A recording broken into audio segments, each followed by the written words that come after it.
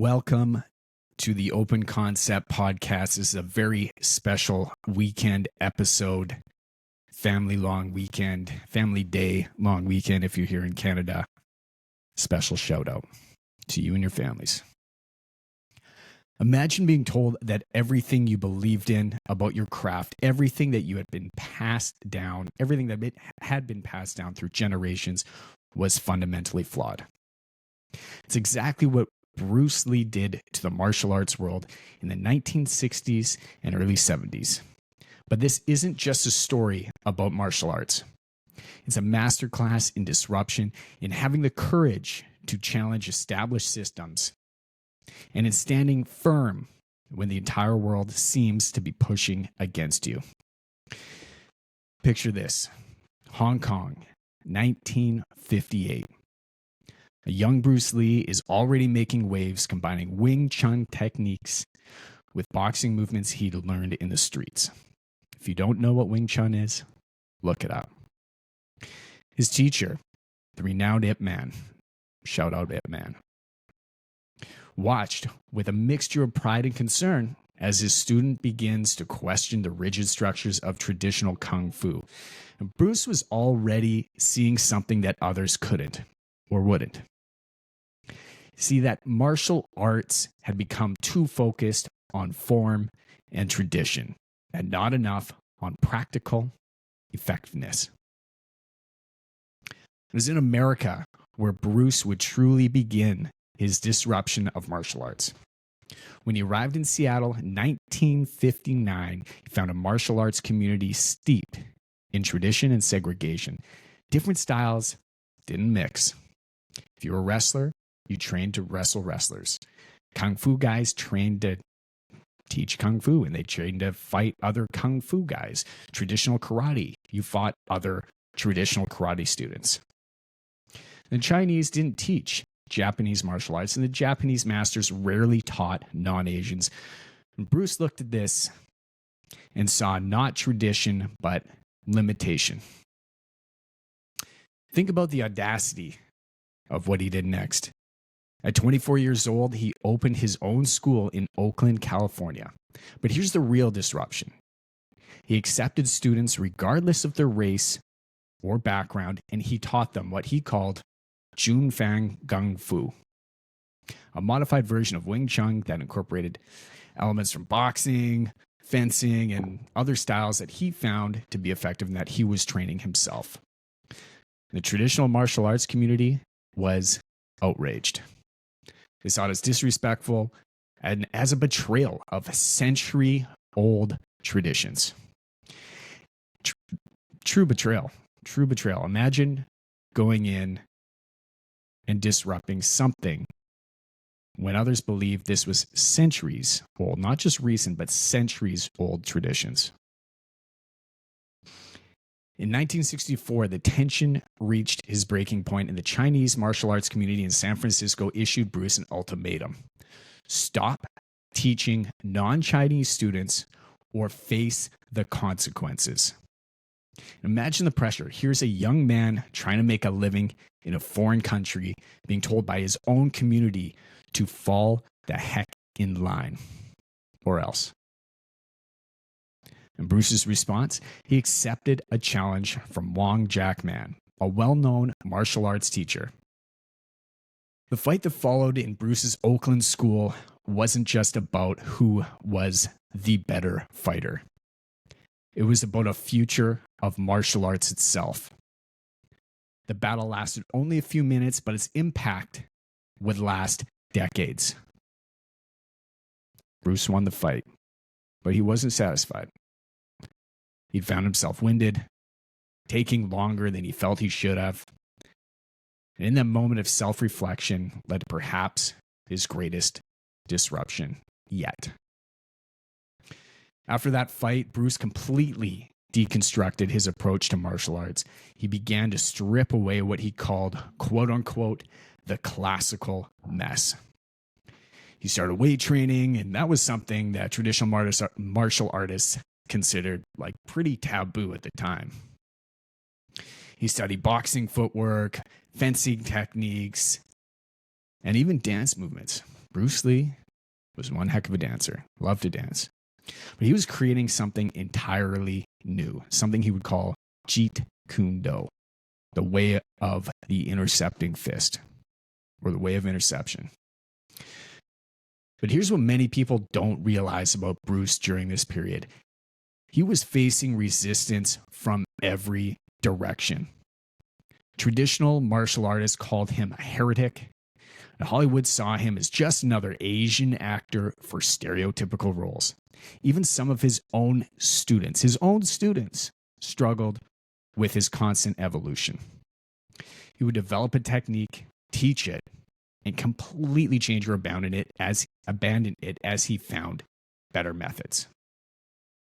Right? Try one thing, you really like it, you teach it, you believe in it, you find something better that works, something that is an improvement over what it is that you're teaching, and just strip that whole belief away for something new and something better.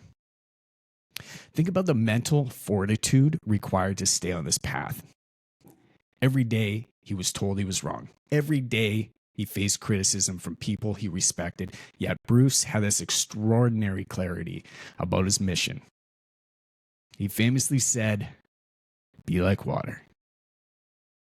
But he himself was more like a sledgehammer, repeatedly striking at the walls of tradition until they finally began to crack.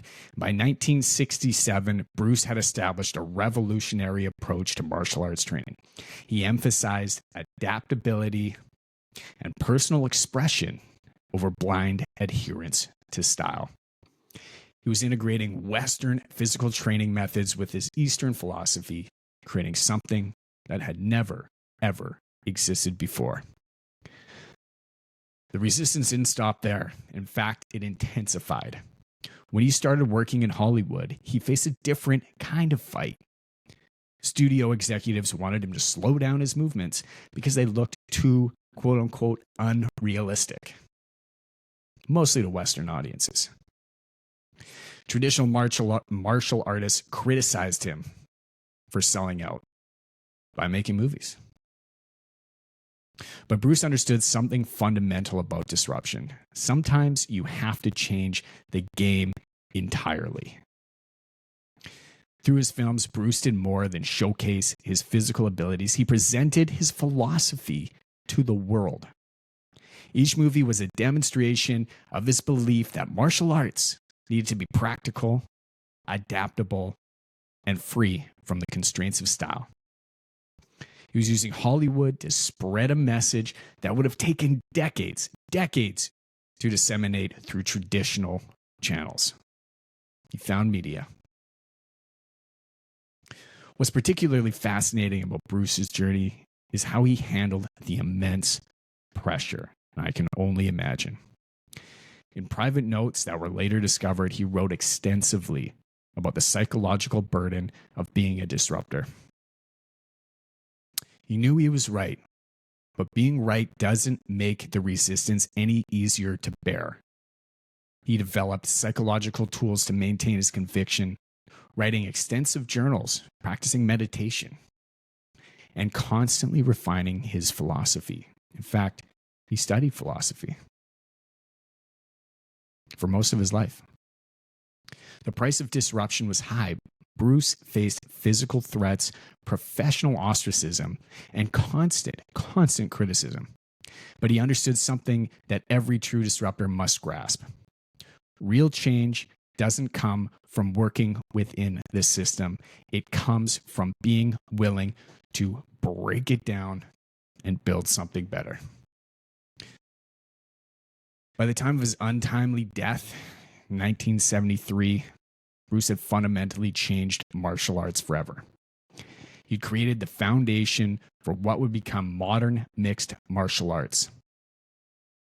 He had broken down racial barriers in martial arts instruction. He had shown that tradition should guide us, but never, ever limit us. But perhaps Bruce's greatest lesson for disruptors wasn't about martial arts at all. It was about the mindset required to change an established system. He showed that true disruption requires more than just a good idea or superior skill.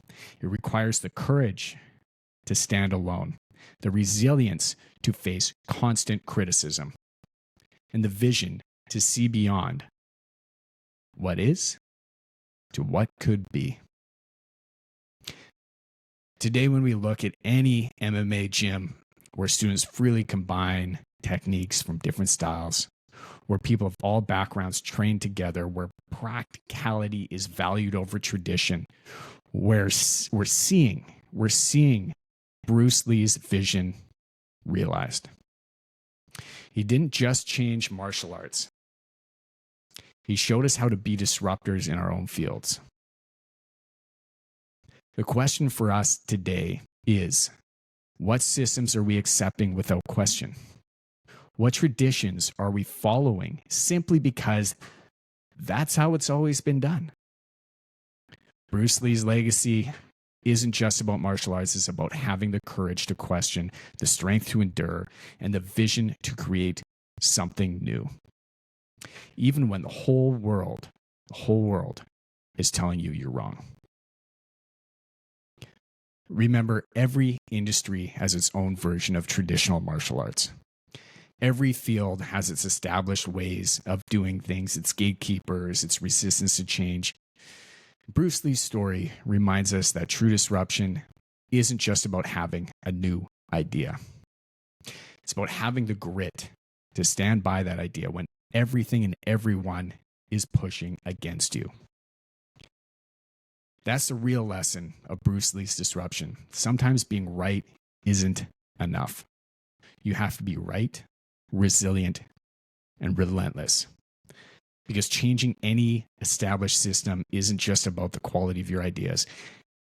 It's about your capacity to endure the resistance that inevitably comes with real change.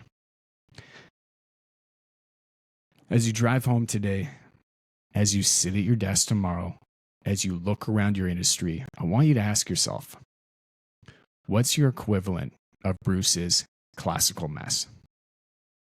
What practices in your field are being preserved simply because that's how we've always done it? Maybe you're that person in your company who sees a better way, but like Bruce, you're facing resistance from every direction. Maybe you're that entrepreneur who knows your industry is ready for change, but the gatekeepers are telling you to wait your turn, to follow the traditional path. Here's what I want you to consider. Are you willing to be wrong 1,000 times in pursuit of being right once? Are you prepared to stand alone, knowing that the respect of your peers might come years after your biggest decisions? Because somewhere in your industry, there's a rule waiting to be broken, a tradition waiting to be challenged, a new path waiting to be carved. The only question is, are you ready to be your industry's Bruce motherfucking Lee? Have a blessed day.